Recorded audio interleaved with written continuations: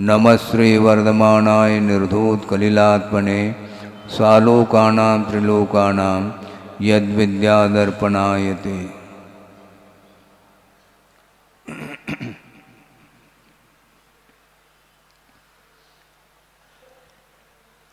आपकी चर्चा चल रही है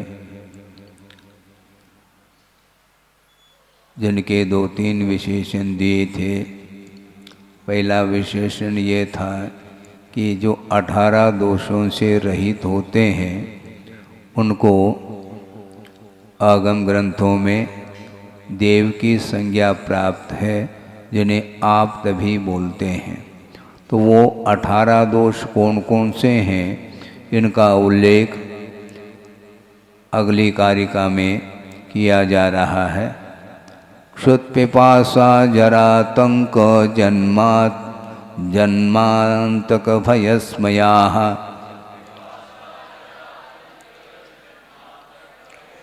न रागद्वेष मोहाश्च यस्याप्तः स प्रकीर्त्यते।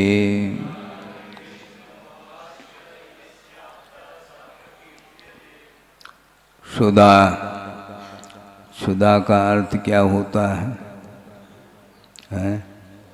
भूख।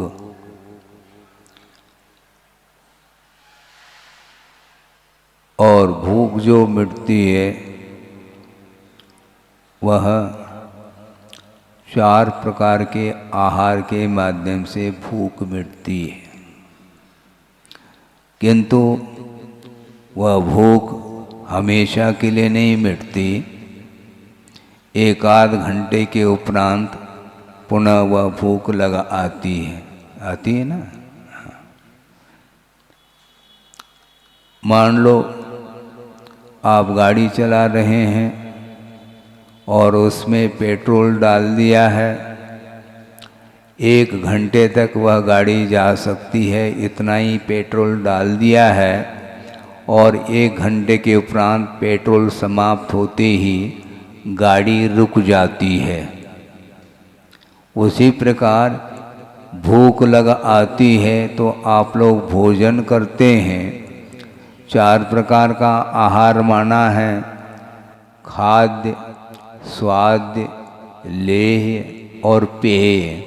ये 4 प्रकार के चतुर्विध आहार के माध्यम से ये भूख मिटाता है संसारी प्राणी, किंतु वह कुछ क्षण के लिए तो भूख मिट जाती है, पुनः यथावत भूख लग आती है।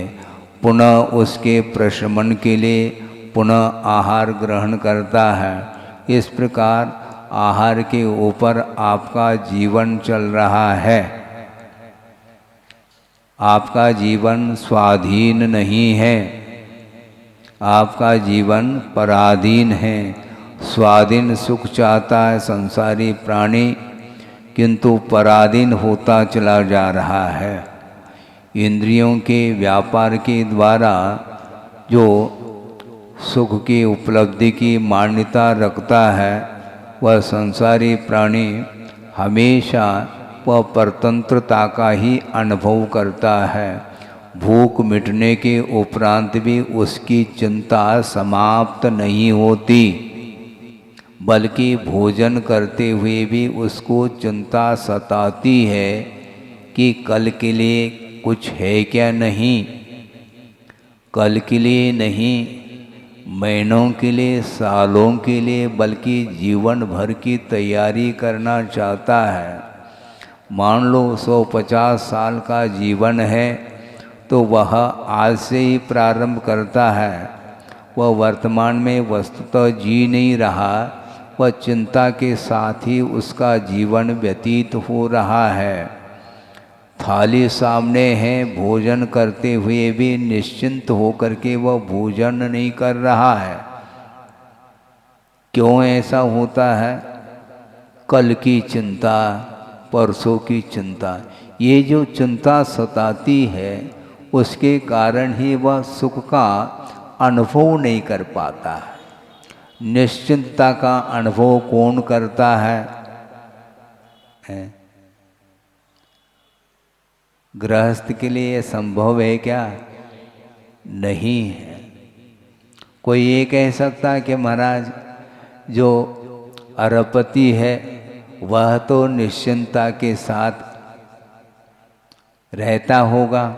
नहीं, अरब रुपए होते हुए भी वह व्यवसाय को बंद नहीं कर रहा है।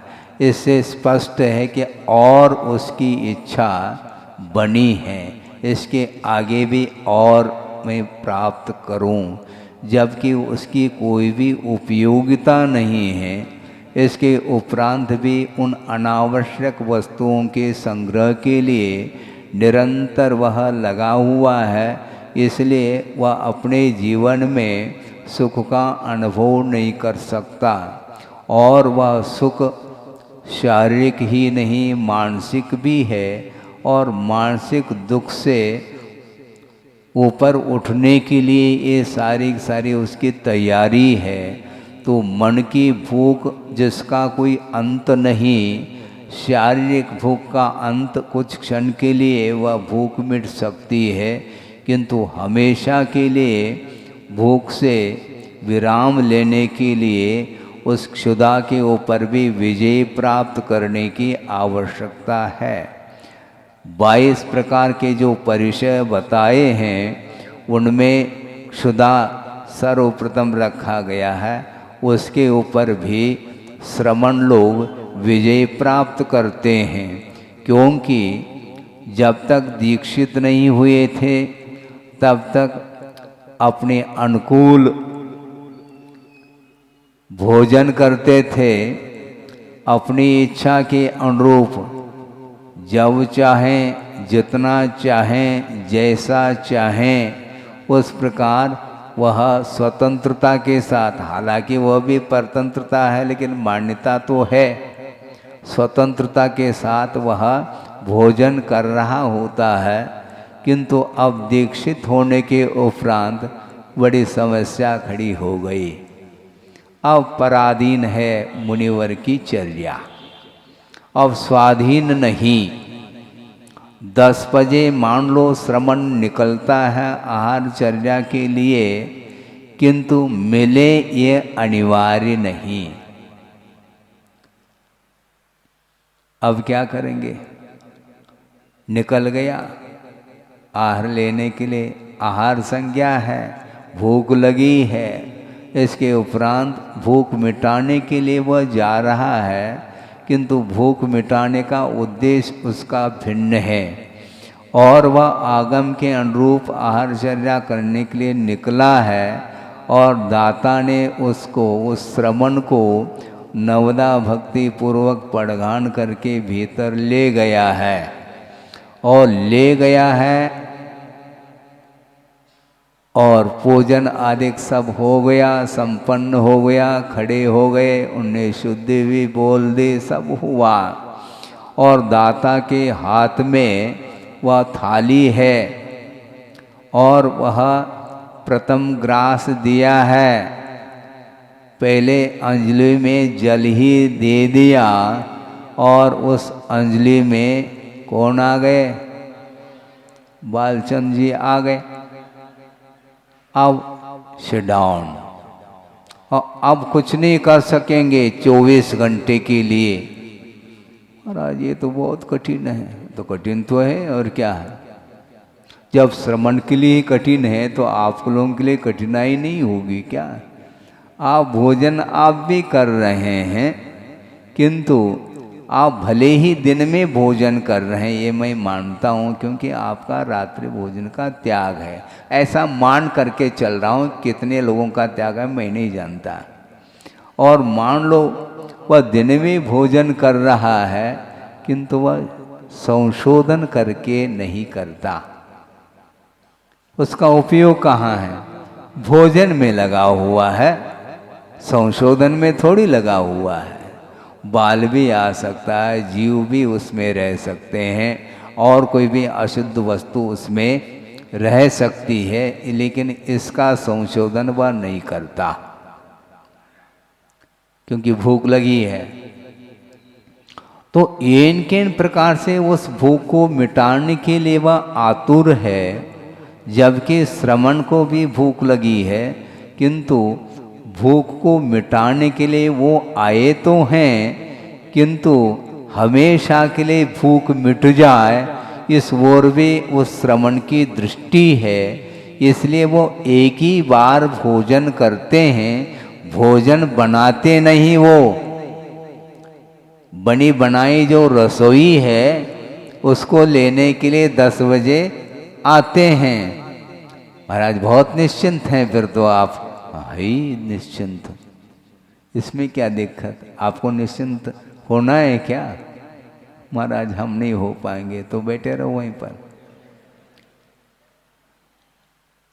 लेकिन पहली ग्रास में यदि मान लो व्यवधान उपस्थित होता है तो श्रवण के मन में भाव ये रहता है, जिस प्रकार पूर्णतः आहार का लाभ जब होता है उससे भी कई गुना उसको तृप्ति का अनुभव होता है। अलाभ में भी लाभ के समान वृत्ति रखने वाला यदि कोई है तो वह श्रमण ही है। लाभ मिले अथवा न, लाभ हो अथवा न हो, लाहा लाहे, लाभ और अलाभ में समान वृत्ति रखने वाला श्रमण हुआ करता है। वह मांगता नहीं है, वह संकेत नहीं देता, किंतु संकेत का कोई भाव तक मन में नहीं लाता। सोचो उनकी कैसी प्रवृत्ति होती है, मन में भाव तक नहीं लाता है कि मुझे अपने अनुकूल मिल जाए। प्रतिकूल यदि मान लो व्याधि है या प्रतिकूलता हो सकती है शरीर की अपेक्षा से, तो वह प्रतिकूल तो नहीं लेगा, लेकिन अनुकूल मिले ये भाव उसके अंदर नहीं है। मिलना हो तो मिलेगा, पुण्य का उदय होगा तो वह शरीर के लिए अनुकूल आहार मिल सकता है, मिले अनिवार्य नहीं। यदि नहीं मिलता है, मान लो प्रतिकूल ही है, तो प्रतिकूल है तो प्रतिदिन उपवास तो किया नहीं जा सकता।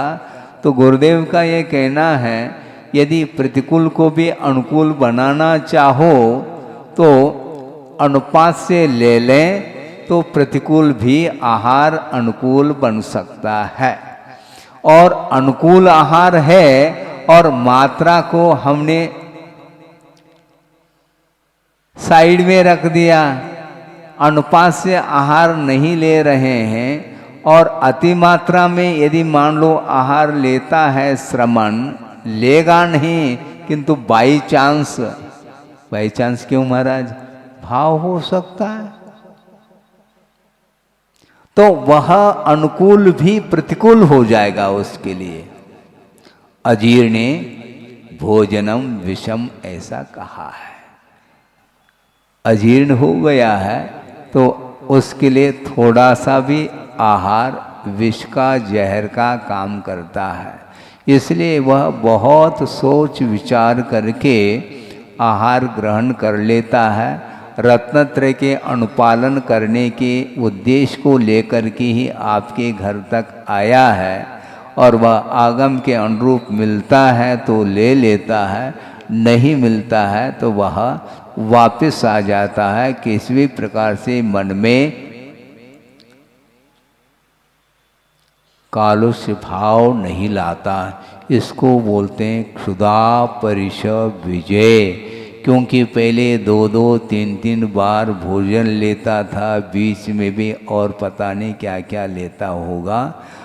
अब श्रवण बनने के उपरांत साधना के माध्यम से यहाँ तक वह विकास को प्राप्त कर लिया है मोक्ष मार्ग में। इसलिए कोई भी वस्तु उसके लिए न इष्ट है न अनिष्ट है। इष्टानिष्ट की परिकल्पना नहीं करते हुए रत्नत्रय के अनुपालन करने के लिए वह चर्या को करता है, किंतु किसी भी प्रकार से कोई व्यवधान उपस्थित हो भी जाए तो दाता के ऊपर वह टूट नहीं पड़ता। ये कौन सा दाता आ गया, अभी तक तो ऐसे दाता को हमने नहीं देखा था। हाँ, सालों हो गए हैं आहार देते हुए, इसके उपरांत भी कोई भी समझ नहीं आ रहा है इसको, उसको समझाना चाहिए। हाँ? उसका वो क्लास लेने लग जाए, ऐसा नहीं। हाँ? यहाँ पर क्लास चल रही है, इसको सुनिएगा। वह दाता का क्लास नहीं लेता, क्योंकि अपने क्लास में बैठा हुआ है, वो दूसरे का क्लास नहीं लेता। अपने भीतर यदि परिणाम विकृत होते हैं तो उन परिणामों को सुधारने के लिए दाता को सुधारने की आवश्यकता नहीं, किंतु आगम के अनुरूप अपने परिणामों को ही सुधारने की आवश्यकता है। तो इस प्रकार ये परिचय विजय प्राप्त करने वाला श्रवण हुआ करता है, तो वो 18 दोषों से रहित होते हैं। कौन? आप अर्थात भगवान, क्षुत अर्थात क्षुधा, और पिपासा प्यास लग आई है। तो प्यास लग आई, कमंडलू है, प्यास बुझा ले? नहीं। कमंडलू केवल शरीर के शुद्धिकरण के लिए है, न कि उसका उपयोग अन्न के लिए है। प्यास लग जाए, 12-12 घंटे ने 14-14 घंटे के दिन हो सकते हैं गर्मी के दिन में, फिर भी 24 घंटे में एक बार पीने को पानी मिलेगा नहीं? मिल सकता है, अनिवार्य नहीं, जा रहा है, और वह बीच में ही व्यवधान हो सकता है, होता है। वृषभनाथ भगवान को 6 महीने तक अंतराय निरंतर आता रहा, अलाभ होता रहा, किंतु लाभ के लिए उन्होंने कोई भी प्रयत्न नहीं किया। आहार मिल जाए, आहार संज्ञा का होना अलग वस्तु, किंतु किसी भी प्रकार से उसकी पूर्ति के लिए उन्होंने कोई भी उपक्रम नहीं किया। चाहें तो मौन खोल करके आपको मुनिचर्या संबंधी उपदेश दे सकते हैं, किंतु उन्होंने सोचा हमें देना नहीं, क्योंकि अपने लिए थोड़ी उपदेश होता है, वह जनता के लिए उपदेश है, किंतु उसका विकल्प अभी है नहीं, अभी तो साधना का ही विकल्प है। और किसी भी प्रकार से प्रतिकूलता आने के उपरांत भी मन में तक भाव नहीं लाते हैं, इसको वीरचर्या बोलते हैं। ये सिंह वृत्ति मानी जाती है, इसमें किसी भी प्रकार से दीनता हीनता का भाव नहीं आता। इसको बोलते हैं क्या? स्वाभिमान। ऐसा नहीं। स्वाभिमान का अर्थ क्या? सारे पूर्ति करते चले जाओ और फिर भी हमारा स्वाभिमान है ऐसा कह दो, ऐसा नहीं होता। भिखारी मांगता है, याचक वृत्ति है उसकी, और दीनहीन हो करके एक एक टुकड़े के लिए, एक एक ग्रास के लिए वह याचना कर रहा है, किंतु नहीं। मिलेगा तो लेंगे, मिलने के उपरांत भी हर्ष का अनुभव नहीं करेंगे। हाँ, अभी तक आहार ऐसा हमें एक बार भी नहीं मिला।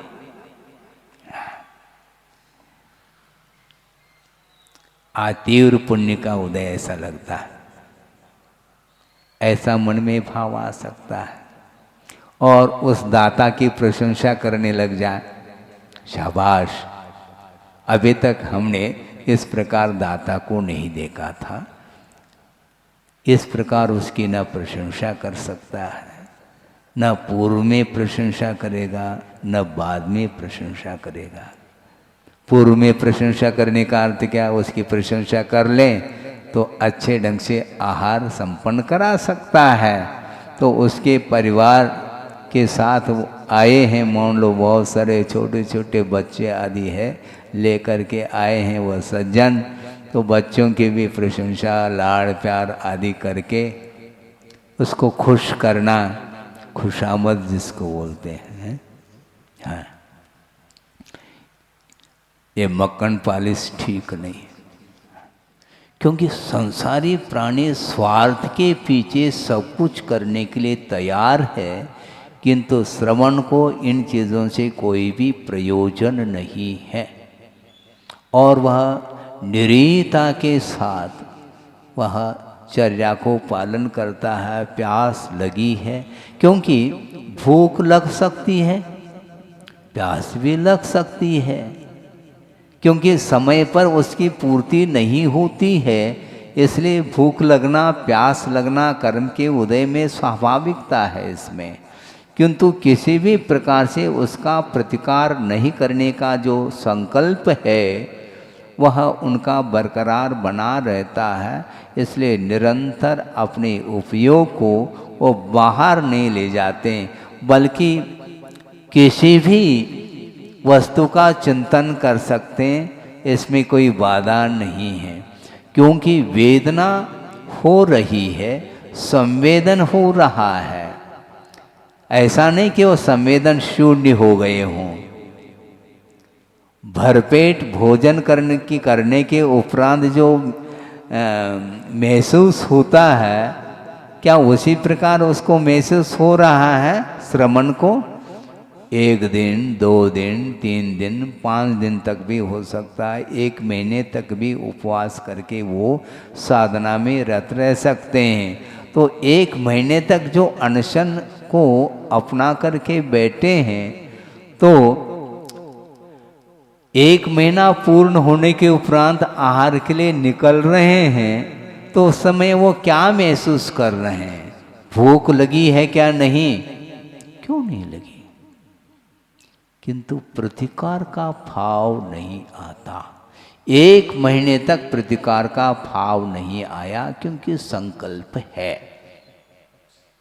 और प्रतिकार का भाव न आए, इसलिए वह उपयोग को देव गुरु शास्त्र की आराधना में ही लगाता है।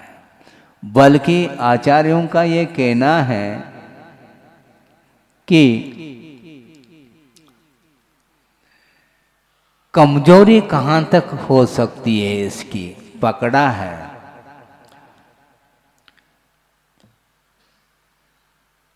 भूख लगी है, आहार मिल नहीं रहा है, इसलिए समझ रहे हैं आप, नमोकार मंत्र का जाप कर रहा है। तो आचार्य पूछते हैं, क्यों श्रवण सही सही बोल, नमोकार मंत्र का जाप क्यों कर रहा है? महाराज मन नहीं लग रहा है। किसमें मन जा रहा है? जो वेदना हो रही है उसमें उपयोग जा रहा है। तो जाने दो ना, क्या दिक्कत है, उसको भी ध्यान का विषय बनाया जा सकता है। क्योंकि जम किंचन चिंतन तो कहा है, किसी का भी चिंतन करो। भूख लगी है, ठीक है, भूख लगी है, इसमें क्या दिक्कत है?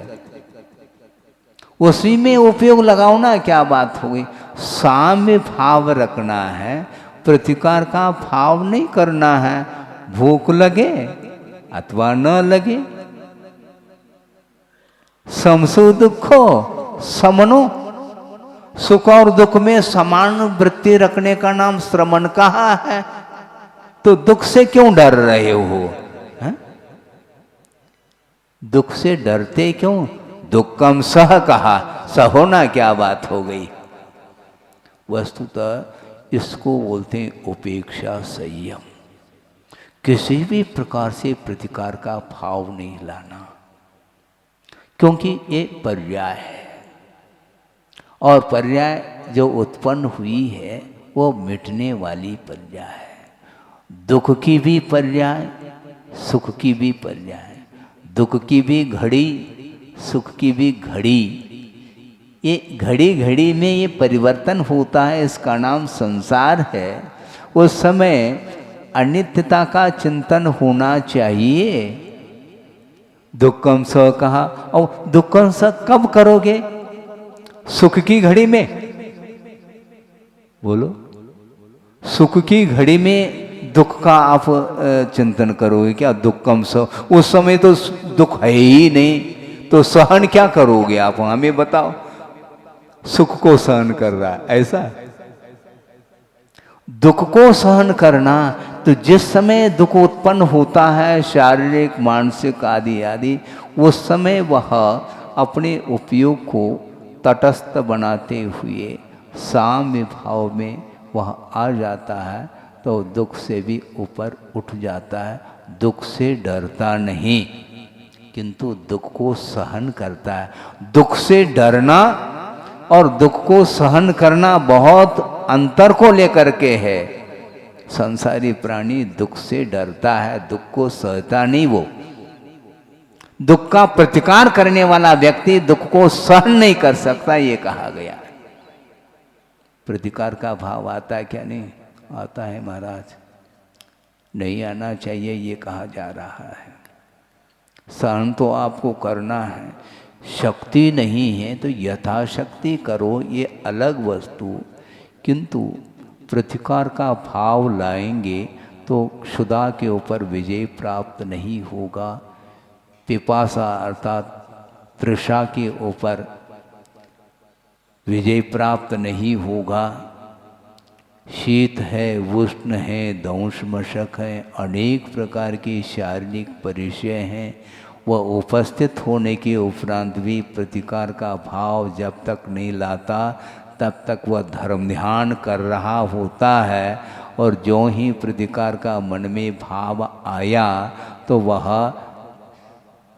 क्योंकि प्रतिकार का भाव बिना अनिष्ट की परिकल्पना के संभव नहीं है, और वह अनिष्ट का समागम होता है तो उसके प्रतिकार के लिए वह बार बार प्रयास करता है। किंतु श्रवण प्रतिकार का भाव आते हुए भी ये किन प्रकार से वह प्रतिकार नहीं करना चाहता, किंतु आगम के अनुरूप कोई वस्तु मिल जाती है, शरीर के लिए आवश्यक है, तो उसका वह उसके माध्यम से उसको शांत करता है और पुनः वापस वह आ जाता है ध्यान आदि करने की अपेक्षा से। ये बहुत सूक्ष्म विषय है। क्षुधा आदि मान लो सहन नहीं हो रहा है, इसलिए आप एक बार भोजन कर लो, इसके बाद फिर मन बाहर नहीं जाना चाहिए। हाँ, पुनः आज जो मिला कल पुनः मिल जाए, तो ऐसी स्थिति में सुख के घड़ी में भी उसका मन गाफिल है, ये सिद्ध हो जाता है। हाँ, मिले मिले क्यों कहते हो? जब जहां मिल रहा था उसको छोड़ करके क्यों आए हो फिर? यहाँ पर तो केवल एक बार मिलना है, वो भी मन के माफिक नहीं मिलना है, पर्याप्त नहीं मिलना है। तो ऐसी स्थिति में जो मनचाही चीज मिलती थी उसको छोड़ करके यहाँ पर क्यों आए हो? यहाँ पर छोड़ करके आए हैं तो शांति के साथ सहन करो और धर्म ध्यान करो, ये कहा गया है। तो इस प्रकार ये श्रमण लोग चारित्र का, रत्नत्रय का पालन करते हुए उन परिचयों के ऊपर विजय प्राप्त करने के लिए निरंतर कटिबद्ध रहते हैं और साधना में पूरी तरह से वह पास हो जाते हैं, तो 18 दोषों से मुक्त हो जाते हैं, तो केवल ज्ञान उत्पन्न हो जाता है। तो क्षुधा, तृषा, जरा, जरा का अर्थ क्या? वृद्धावस्था। बाल्यावस्था में अलग आनंद आता है, बालकों को पूछो, बाल्यावस्था निकल गई, युवावस्था में आनंद अलग लेता है संसारी प्राणी। बालपने में तो ज्ञान न लहो, तो तरुण समय, हाँ, उसमें वह विषयों में रत हो जाता है। फिर अर्ध मृतक सम बूढ़ापनो, कैसे रूप लख्यो आपनो। अब दर्पण देखो ना, प्रतिदिन 2-2, 3-3 बार दर्पण में आप अपने चेहरे को देखते हो। अब देखो 80 साल के हो गए हो, हाँ मुखड़ा देख लो दर्पण में, देख लो मुखड़ा कैसा दिख रहा है। हाँ वह चेहरा लाल सुर्ख उसके गाल थे एट पास्ट, अब वर्तमान में क्या है? क्या है? क्या दुर्दशा हुई है शरीर की। अब तुम हलवा खिलाओ, पूड़ी खिलाओ, मिष्ठान खिलाओ, कुछ भी खिलाओ, अब डाइजेस्ट नहीं हो सकता, वह शरीर जवाब दे चुका है। ये स्थिति है।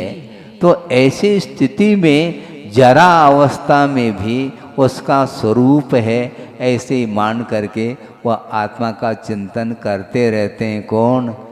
वृद्ध श्रमण।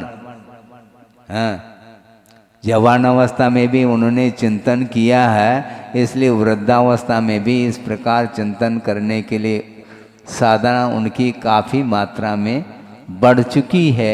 इसलिए शरीर को लेकर के कोई भी विकल्प उन्हें नहीं सताता, मिटने वाला है, समय समय पर मिटेगा, अपनी अपनी बार है। लेकिन यंग अवस्था में अपनी अपनी बार ये भाव नहीं आ पाता। मैं जिजीविषा, जिसको जीने की इच्छा, और कठिनाई होने लगी, कष्ट होने लगा तो मरने की इच्छा। तो ये क्यों इच्छा है? ये इसीलिए वह परिचय को सहन नहीं कर पा रहा है, इसलिए मरण को भी चाहता है, और कभी कभी मरण से डरता भी है, जीना भी चाहता है। तो जरा अर्थात वृद्धावस्था, आतंक अर्थात रोग, भयानक रोग हो गया, इसके उपरांत भी वह प्रतिकार का भाव नहीं करता। कोई ट्रीटमेंट नहीं, कोई मेडिसिन नहीं। कैसी साधना होती होगी? एक एक महीने तक उपवास करना फिर भी उसके लिए सहन के अपेक्षा से सरल हो सकता है, लेकिन भयानक रोग होने के उपरांत उसको सहन करना बहुत कठिन हो जाता है। एक एक सेकंड उसके कटते नहीं, रात के, हाँ दिन के थोड़े बहुत कट जाए बात अलग है, क्योंकि सारे लोग शयन में हैं, गहरी निद्रा में हैं, और उसको भयानक रोग हुआ है, और उस व्याधि के कारण जो निरंतर वेदना हो रही है, एक क्षण के लिए भी नींद नहीं आ रही है, उस समय क्या महसूस करता है? फिर भी श्रमण, ये बहुत कठिन है। ये जिस समय यह घड़ी आती है उस समय ये भाव नहीं रहते, और उस समय भावों को लाने के लिए बहुत साधना की आवश्यकता है, क्योंकि उस समय जिस समय वहाँ रोग नहीं है, किसी भी प्रकार से कोई भी पीड़ा नहीं है, तो उस समय क्या प्रतिकार करता है? वह आनंद के साथ वह सो रहा है, जबकि उस समय भी सुख की घड़ी में भी भगवान को ही याद लाना चाहिए, किंतु मोह निद्रा में सो जाता है वो। तो आतंक अर्थात मरण, भय, इहलोक भय, परलोक भय, अत्राण भय, अगुप्ती भय, मरण भय, आकस्मिक भय आदि आदि, ये 6 प्रकार के भय है। इन 6 प्रकार के भयों से भी भगवान मुक्त रहते हैं। स्मय अर्थात अहंकार आदि भाव नहीं लाते, और राग द्वेष मोह से भी मुक्त होते हैं। च के माध्यम से बहुत सारे और भी जो कालुष्य भाव हैं उनको गिनाया है यहाँ पर। च के माध्यम से चिंता है, अरति है, निद्रा है, विस्मय है। हाँ, ये विस्मय भी ठीक नहीं। हाँ, क्या इनका ज्ञान है? विस्मित हो रहा है। विस्मय क्यों? क्या इनके पास संपदा है? विस्मित होगा तो पुनः निदान के भाव आएंगे।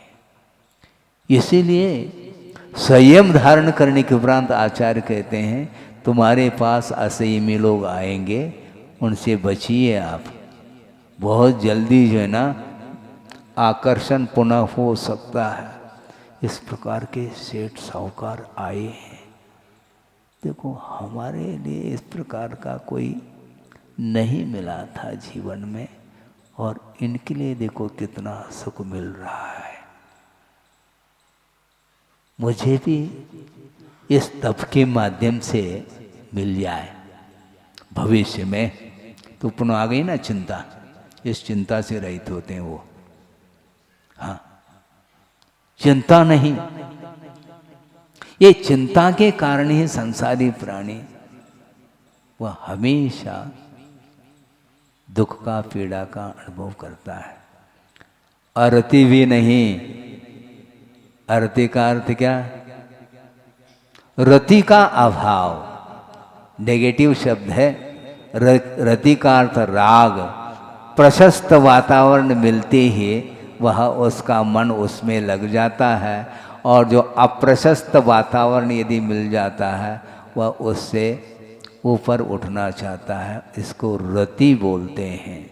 चाहे वह प्रशस्त वातावरण हो चाहे अप्रशस्त हो, द्रव्य, क्षेत्र, काल, ये सारे सारे प्रतिकूल मिले अथवा अनुकूल मिले, समय में साम्य वृत्ति रखता है। निद्रा भी नहीं, विस्मय नहीं, मद नहीं अर्थात उन्मत्तता नहीं, और स्वेद अर्थात पसीना नहीं, खेद अर्थात खेद खिन्नता नहीं। इन सभी प्रकार के दोषों से जो मुक्त होते हैं उनको आप्त की संज्ञा दी गई है। आप्त का यह स्वरूप है। इन 18 दोषों से मुक्त होने के लिए ही ये सारी की सारी साधना व्रती लोग करते रहते हैं और करना चाहिए। बार बार आप चिंतन करिएगा। इसके उपरांत भी साधना में परिपक्वता तत्काल नहीं आती। अपरत संयम का भी वर्णन आता है, उपेक्षा संयम का भी वर्णन आता है। उपेक्षा संयम का अर्थ ये होता है किसी भी प्रकार से प्रतिकूलता में वह प्रतिकार का भाव नहीं रखता, इसको उपेक्षा संयम बोलते हैं। सब में तटस्थ भाव रखना। इष्ट कुल मिलाकर के इष्टानिष्ट की कल्पना का अभाव सो उपेक्षा है। और इष्टानिष्ट की कल्पना हो गई तो वह प्रतिकार का भाव माना जाता है। इसलिए सहनन आदिक नहीं होने के कारण आहार आदि के लिए उठते हैं, इसमें कोई बाधा नहीं। और इसमें दीनहीनता का भी अनुभव नहीं करना चाहिए, क्योंकि आवश्यक है, सहनन का अभाव है इसलिए ले रहे हैं।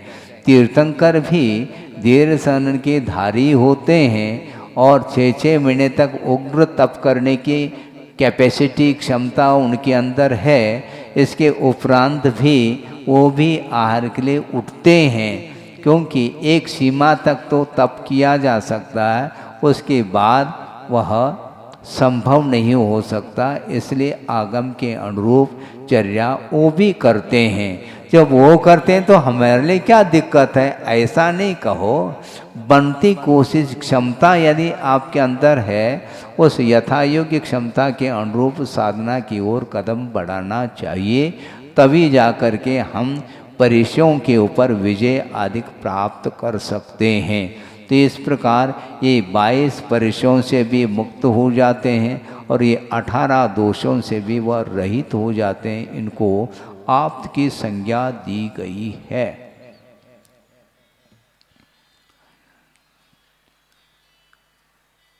कौन सा आता है वो?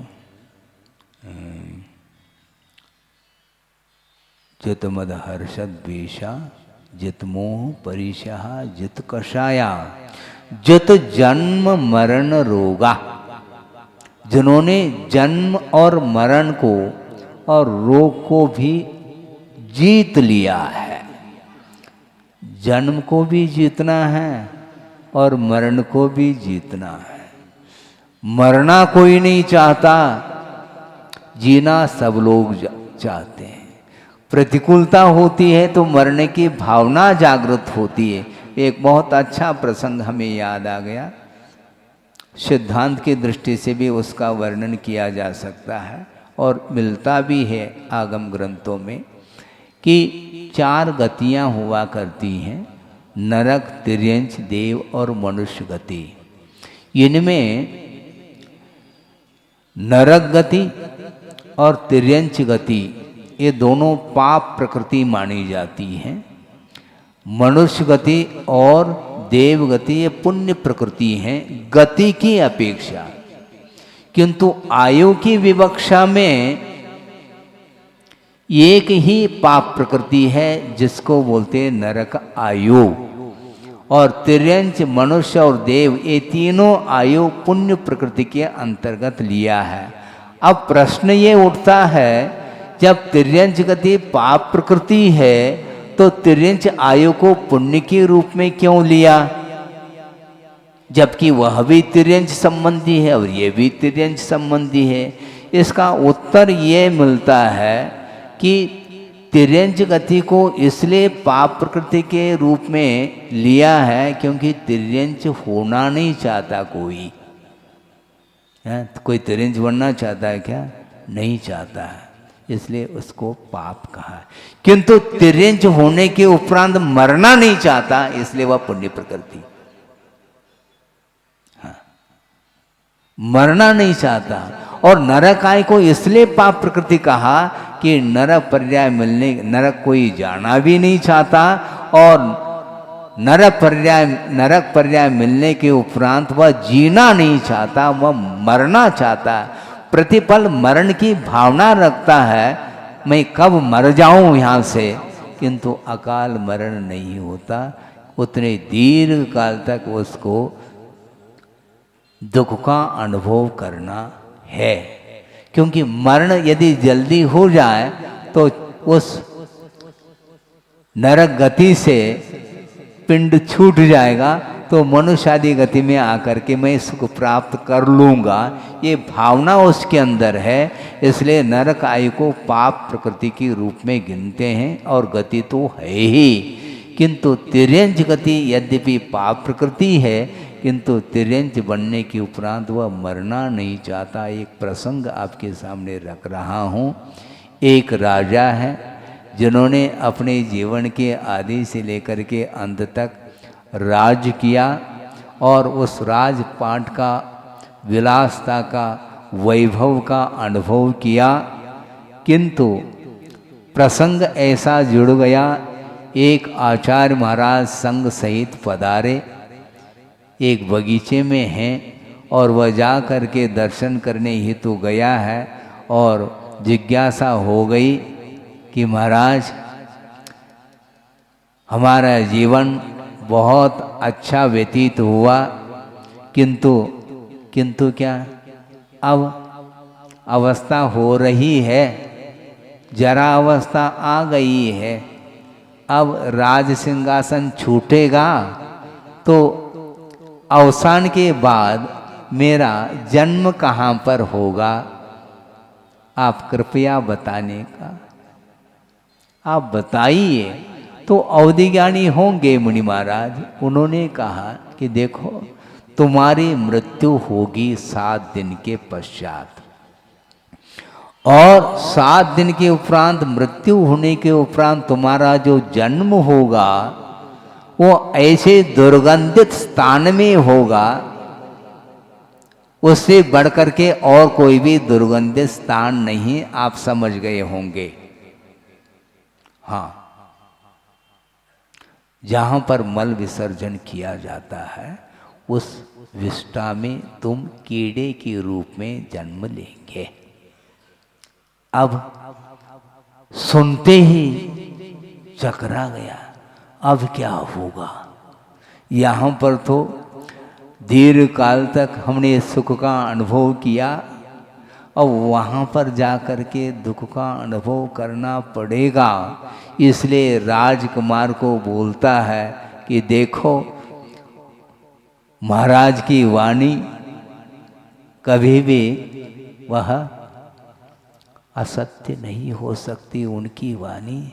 अब मरण तो होना निश्चित है और उन्होंने ये कहा है कि विष्ठा का कीड़ा बनोगे, इसलिए मुझे अब मरण तो होना है, जो होगा होगा, किंतु मरने के उपरांत यदि मैं वहाँ पर उत्पन्न हो जाऊं तो उसको मारने का प्रयास करना तुम।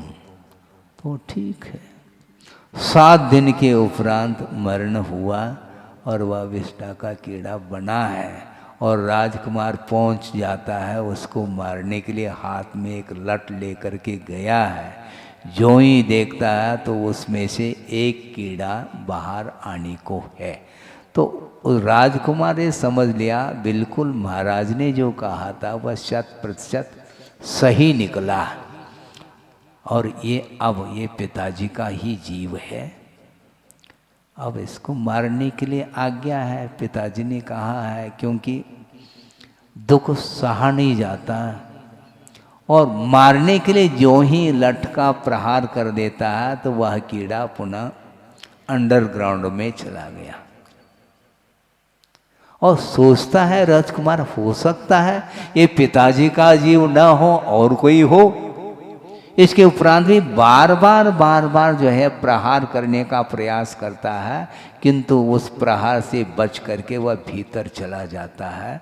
तो राजकुमार पुनः मुनि महाराज के पास आकर के पूछता है कि महाराज आपने जैसा कहा था वैसा ही सत्य व घटना देखने को मिली। इसके उपरांत भी पिताजी ने कहा था कि मारने के लिए कहा था, किंतु हमने प्रयास तो कई बार किया, वह बच कर के भीतर जाता है, ऐसा क्यों?